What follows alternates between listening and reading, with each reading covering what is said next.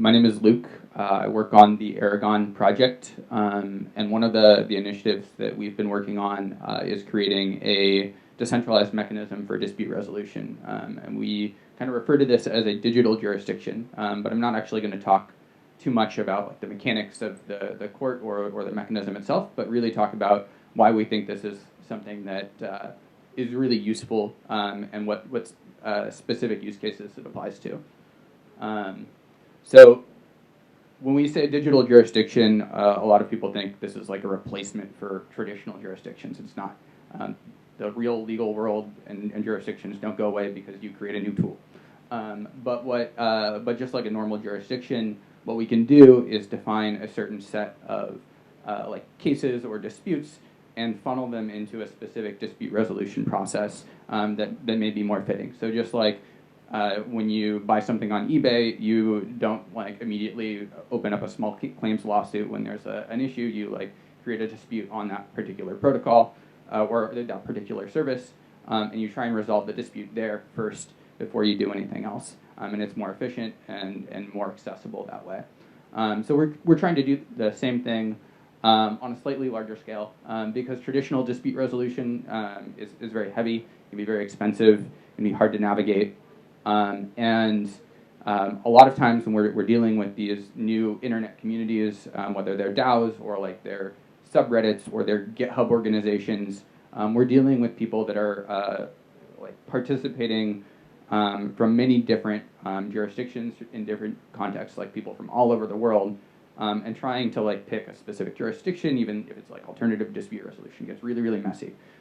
It also typically requires you to like set up a traditional legal entity, and I know there's going to be some talks about that later today. If you're talking about like an online forum, it's probably overkill to create a traditional legal entity and deal with all the compliance there. So what we're looking for is a solution that scales to these smaller but much more common use cases where you need to collaborate. And so when we refer to this, the kind of solution that we're aiming to solve for is through code deference and dispute resolution. And this is kind of a framework. There's a URL here to a template on OpenLaw for a code deference agreement tied to the idea of an online organization or a software-defined organization. But the general idea, if you're not familiar with code deference, is it's a private agreement that parties that are specifying an interaction, whether they're interacting with smart contracts, they're interacting, in our case, with like an Aragon organization, but with other, this will work for other frameworks as well, where everybody that's participating basically agrees, we're doing this this thing together, we're following these patterns, and we're going to agree that like the code that defines that interaction is going to be kind of binding. We're not going to like sue each other because we had some other offline expectation. The code is the code, and that's kind of, it's basically predetermining that code is law up front with everybody involved. And then you can have specific out clauses for that, like what are the very specific edge cases where that isn't the intention? What are the specific types of bugs that would trigger like actual dispute resolution? Are there specific subjective requirements in that operation that you want to define? And so this is kind of like the opening clause of the code deference agreement. Again, you can find this on OpenLaw. But essentially, it's describing what I just said there. Like everybody that interacts is kind of on the same page up front. You just want to set everybody's expectations and reduce the argument surface.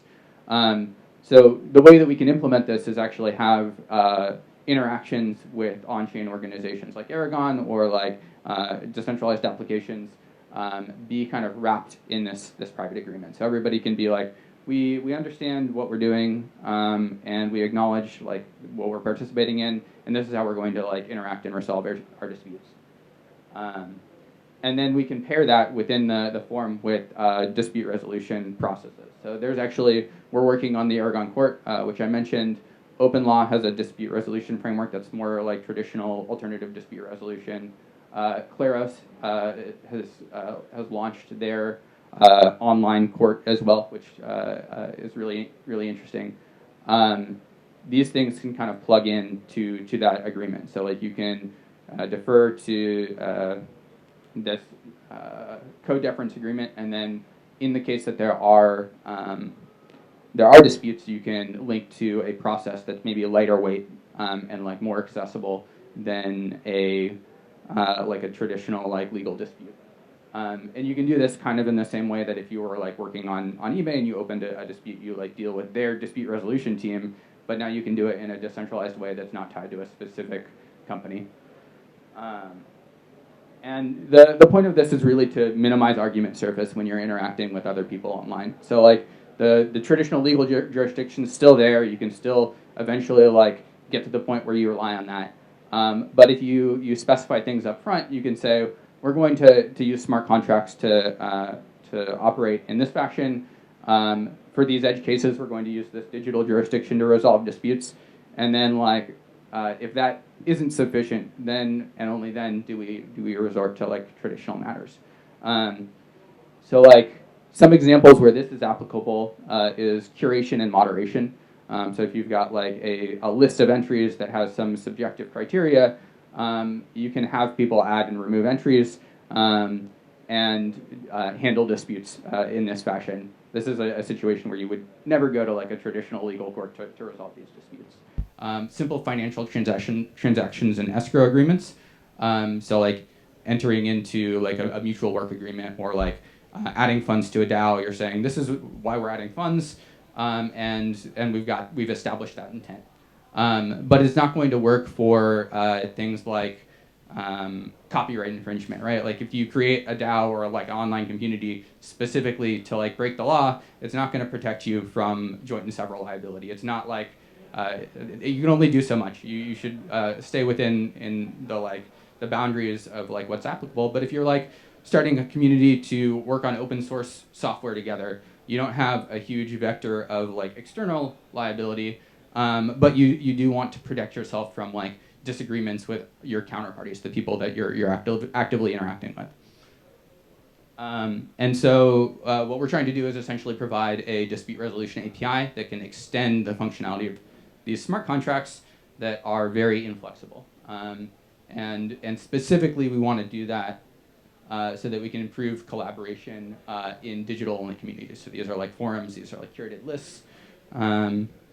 And like bounties networks and open source projects. So that's kind of like the sweet spot, I think, for this type of solution. If you are trying to like run a business, wrapping, you can still use a DAO, but you might want to wrap it in like a traditional like LLC or something like that.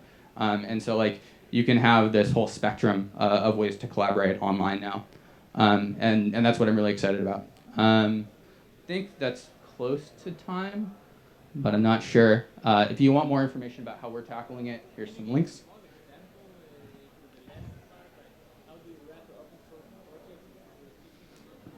Yeah. So let's say you're working on an open source project. You've got like a GitHub organization. GitHub now has like sponsorships functionality. You can sponsor specific developers, but you can't sponsor the project as a whole. And that's because there isn't really any sort of governance mechanism. There isn't any sort of like way to route those funds for the project and determine those things. So what you can do is you can spin up an Aragon organization or something similar. You can collect funds into that organization, govern how they're used, but you wrap it in an agreement like this so that like the participants that are like, oh, I'm going to perform work for this org and I'm going to like hopefully get paid from it, all kind of have this shared understanding that like the process that they're using to get paid to like come to these agreements is encoded on chain, and you minimize that vector for disputes. So that's kind of the idea. So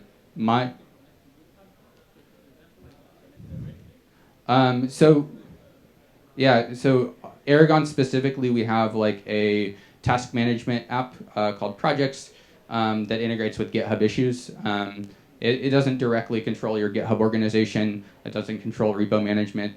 There's a separate project called Pando that's working on that, so you can have distributed version control and like issue management. We're still a ways from that. That's like kind of a longer term vision. You can use Aragon for the governance of the fund management and issue assignment and stuff like that, and then still use GitHub for the actual like code repository and work, right? It doesn't need to be completely connected for this to be useful. Any other questions?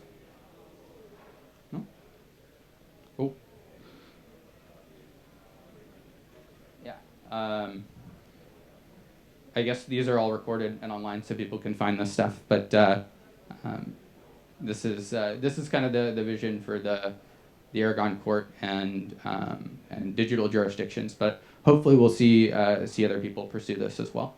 I'm like eager to see lots and lots of smaller communities thrive in places that like you wouldn't necessarily see like a new company formation or like you're not quite at that point where you're like we're ready to incorporate, but we want to collaborate and we want to like take in funds. We want to like minimize dispute vectors.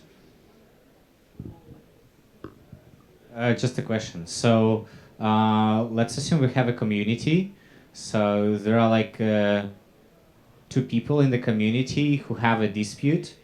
How would specifically this case work? So they need to have a specific pre-agreement, or I can just like say this guy like promised me something and then didn't deliver. Please kick him out of the community. What would be the case here?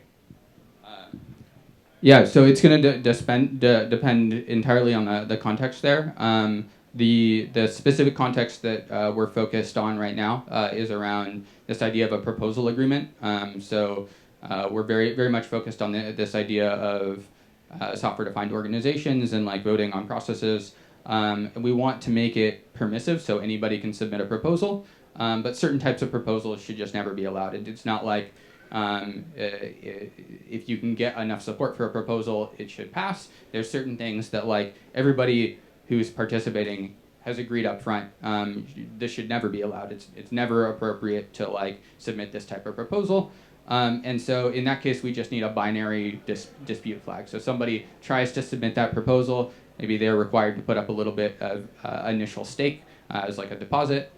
Somebody can dispute that proposal, saying like this is against the intention of the org, it's against the rules, it's against our bylaws, and that will create the dispute. The dispute just has to resolve yes or no. Do we agree with the person that created the initial proposal, or do we agree with the disputer? Other like the open law dispute resolution thing is much more tied into traditional dispute resolution stuff. So like it's closer to like a traditional legal thing where you can have a lot of flexibility in terms of dispute terms.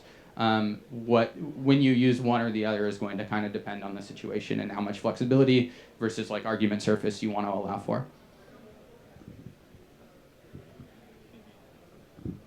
Do we have any data already on how these courts perform? Like, is Claros working on something? Do they have, or maybe we have another example you can share, like to say that we are the first doing this, or we based on some knowledge already? Yeah, I mean, we haven't launched our court yet, but Claros has a very similar mechanism that's live. They're using it to curate a list of tokens. There's actually been some really interesting, I don't want to say case law, but like precedents set through some of these cases. I think one of the more interesting ones actually went like through multiple dispute rounds. There was like a summary posted by an attorney of like all of the minutes, and it seemed to like work fairly well. The nice thing is that you see everything happening in a fully transparent manner, and you can like watch the entire step. So it's a brave new world. We'll like learn as we go for sure, but it seems very promising. Thanks so much, Luke.